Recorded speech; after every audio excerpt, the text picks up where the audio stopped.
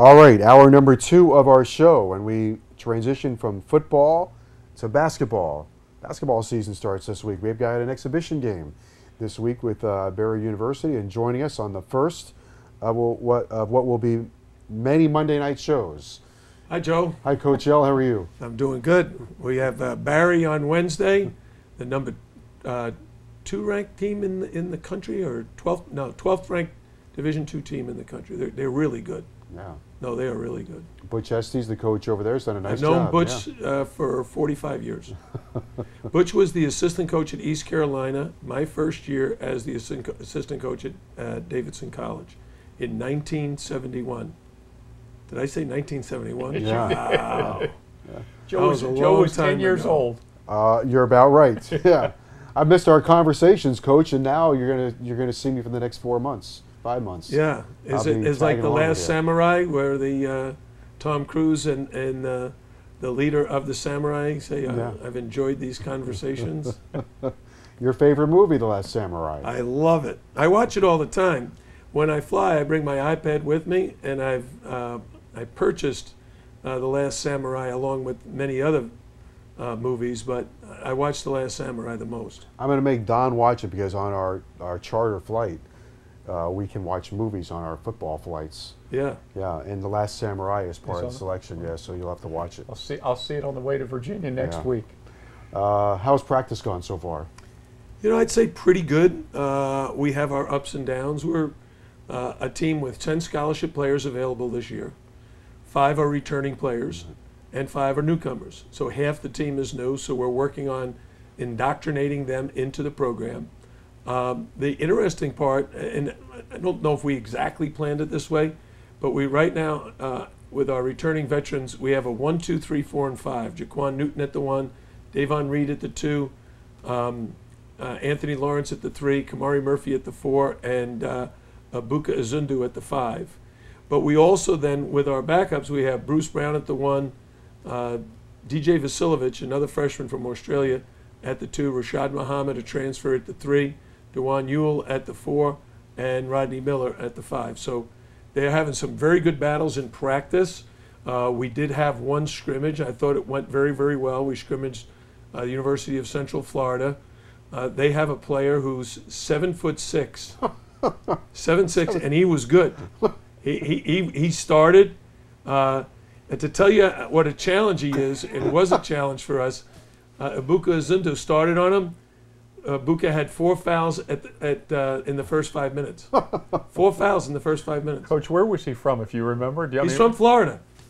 Yeah, we recruited him a little bit. 7'6"? We did not have a scholarship at the time, so he was not as highly recruited as I think he should have been, and he ended up signing with Central Florida. He's been there for 2 years.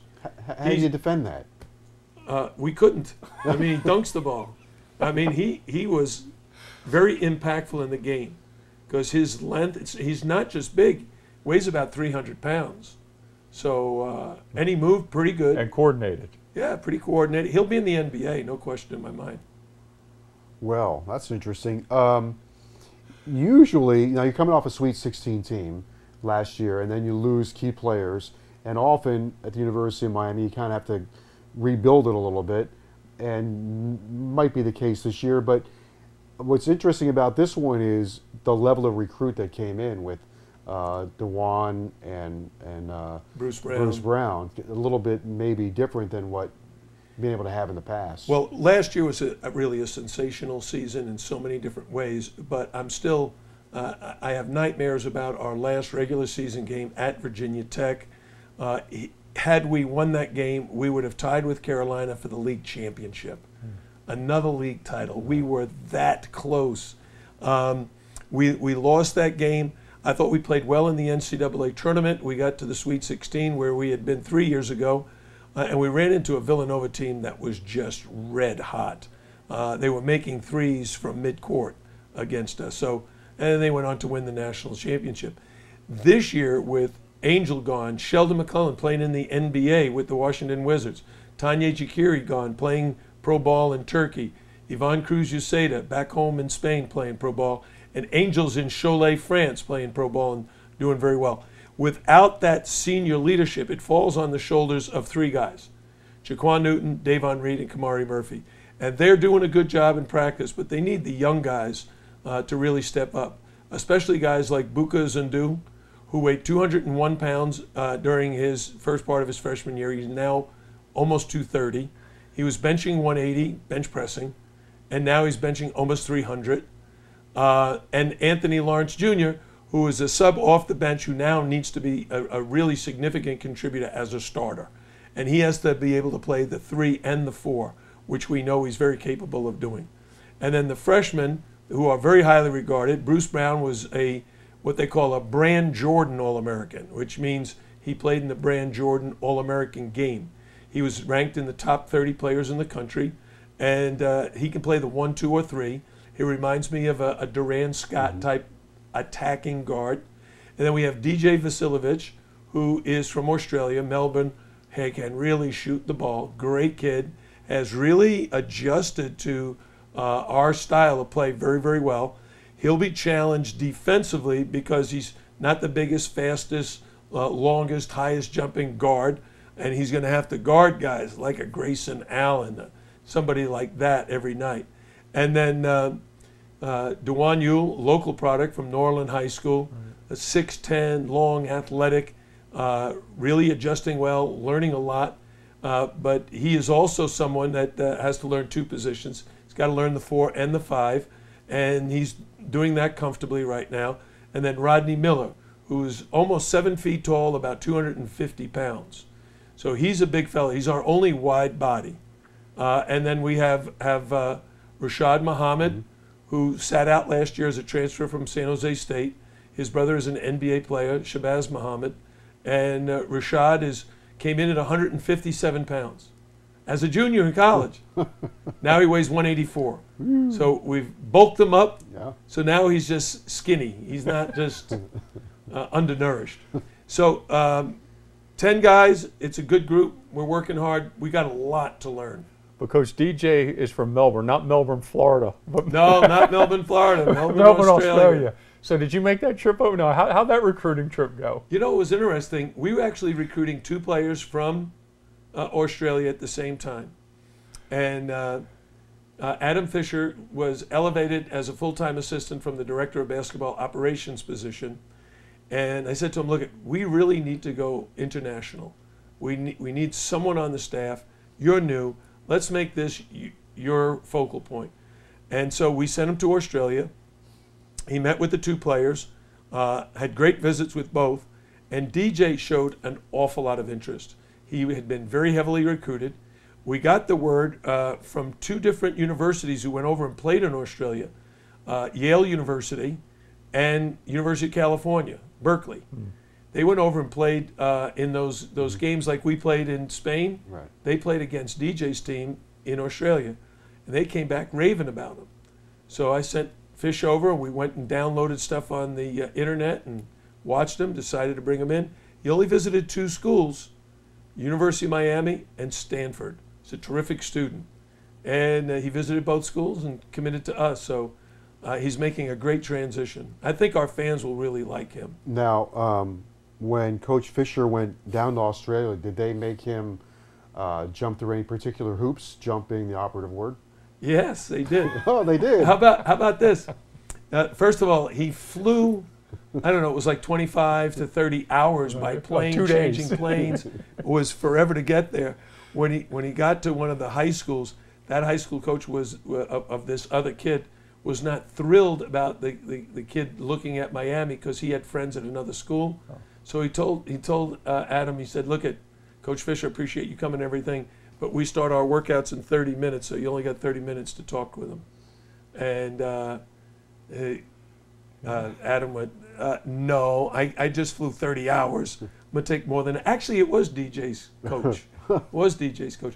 So he spent a lot of time with DJ, convinced him we should be one of the schools he considers, and he did. And of course, the visit went great. Our kids did a great job. He came for our Florida State game, great crowd on hand, very competitive game, and he came with his mom and dad and his sister, who is also a very good basketball player. So he came here basically, was he here for just a couple days, or did they 48 hours. It was an official visit. And then they turned around and went another. Went to Stanford. Okay, so then they went to Stanford and then went home. Then went home. And see, here we have up in Belglade where they chase the rabbits. Yeah, Yeah, in in Australia, they just- chase kangaroos. He had dinner at one of the recruits' homes, and afterwards they said, "Hey, let's go kangaroo hunting." So they went and chased kangaroos. Do you think that was a setup to see if he would do it? I mean, come on. They said that was one of the things they liked to do. So Adam chased That, kangaroos. that recruit also liked to spearfish. Oh. That I understand. Really? He was diving in the water with a spear gun going after the fish. Yeah. And Coach Fisher, he's allergic to fish. It's a good combination then. Well, you got DJ here, so it Well, worked. we're pleased with where we are, but as I said, we just have so much work to do. Our defense and our rebounding, not at the highest level. And Coach, Joe wanted me to make sure that I ask you about, are there any players that remind you of you on this team? And when you were a young man or you were a player? Well, here's what I was asked this at the ACC Media Day, and I said to him, yeah, there is one kid. And he said, who is it? And I said, DJ Vasilovich. They said, really, why? And I said, well, because I was very, very skilled as a college player. I played the 1, the 2, the 3, I even played the 4 some, but I was primarily my first couple of years a point guard. So I ran the team and handled the ball. But the other thing that reminds me of DJ is I wasn't very good defensively. That was a real challenge for me to guard these smaller, quicker guys. For DJ, it's going to be these longer athletes that are just so fast, jump so high, and really, really are high level, like NBA caliber players. If you weren't so good defensively, then how is it and why is it that you emphasize defense so much? And you spend a lot of time on defense. Well, defense wins championships. And you have to teach your team how to play defense because almost all of them love offense. Oh, if they get to shoot and score, oh, they love that. But if they have to get down and guard someone who's really, really good, they want to switch and, I'll take the guy who's not so good. So you got to teach your team how to defend. And there's several parts to defense. One, there's individual defense, guarding the man with the ball, guarding a man without the ball, chasing him around. There's also team defense. How do I help the guy who's guarding the man with the ball? And how do I rebound as a member of the team? Because if you make someone miss and you don't get the rebound, the ball comes back in their hands, they'll score the second time. So we've got to learn to play individual defense, team defense, and learn how to rebound much better. Coach, when you're looking at the schedule this year, tell us your thoughts about the adventures of the ACC. I don't want to even look at our schedule. How about we end, this is our last 4 ACC games. 3 on the road and Duke at home. How's that, Joe, Yeah. for the end of regular season schedule? You got his blood I boiling just got already. agita. What is that? I got agita. It's, What is that? It's like Heartburn. Heartburn. Heartburn, Yeah. okay. Acid reflux. Acid reflux. Yeah, Yeah. plenty of that. Well, that's our situation right now. You can't change it. And I don't know if I would if we could, but when you have to play 3 of your last 4 games on the road, it's very, very hard to win any road game. And you're playing the number 1 team in the country in all the preseason polls, Duke, on your home court. You're looking at having to play like fantastic basketball. And I don't understand why we're ending the season at Virginia Tech again. Again, yeah. Why is that? Why would they put us on the road at Virginia Tech to end the season again? The mystery of the ACC. I don't know. But if you get me going, I'll probably get fined. Go ahead. Well, I think for us that'll be, not that the regular games leading up to that are going to be a huge challenge. Like we open up at home against NC State. On Real New Year's problem. Eve, yeah. But you've been Now good let on me the mention road. why NC State's such a real problem. Last year, with a team that almost won the league championship, they kicked us up and down the floor at their place, out-rebounded us by 20. And they've got that front court back. And we're much younger, much less experienced, and much thinner. Last year we had Tanya Jakiri, who was 250 pounds. The guys at NC State are 300 pounds and 250 pounds, and they got a 7-footer come that's, I think, just been declared eligible. So they're going to be a handful for us. I should say you've taught your team how to win on the road. It's hard to win on the road, and you've had a significant amount of good wins in the league on the road. And then last year at home, you went undefeated in league play. Yeah, that was, I said, it was a real special season. You know, those guys really came together. We won the ESPN tournament in Puerto Rico. Angel Rodriguez was named MVP. We celebrated in the locker room, dancing and just having a blast. We came home and lost to Northeastern. We're probably still in Puerto Rico mentally. And we didn't make the adjustment back home, didn't defend the three very well. But we learned from that game how important it is to be ready every night. And we bounced back and had ourselves one heck of a non-conference performance and then a great regular season. And ACC tournament was tough. We beat Virginia Tech after losing to them the week before. We beat them in the next game and then lost to Virginia, and which was basically a home game for them in Washington, D.C. How good was their crowd? Yeah, it was interesting that it ended up being Virginia and North Carolina for the championship, but that was quite an experience Friday night in Washington, D.C. with 19,000 Virginia fans. Well, UVA is really, really tough, and they don't lose very many games at home. And I was certainly under the impression of going against them that when they took the floor, probably 75 to 80% of the crowd was for Virginia. I thought, before we let you go, this is kind of interesting for me. When you were getting ready for the Villanova game, one of the things that you told your team leading up to it was in the fast break for Villanova. It didn't really come into play in your game, which was watch the trailer, watch the trailer, watch the trailer. So now here I am watching the championship game against North Carolina, and I'm thinking Coach L is going to he's going to be yelling, watch the trailer, because that's how they did it. They want it on the trail. Chris Jenkins, we recruited him. Chris Jenkins and Josh Hart, two of their outstanding starters, were two of the top guys on our list when we first came to Miami. We worked them very, very hard at George Mason and then stayed with it and tried to get them to come to Miami. So terrific players and great kids, and Chris Jenkins made that huge shot. It was special. All right, you have Barry Wednesday night and then West Carolina a week from Friday. Yeah, Western Carolina is Larry Hunter is the head coach.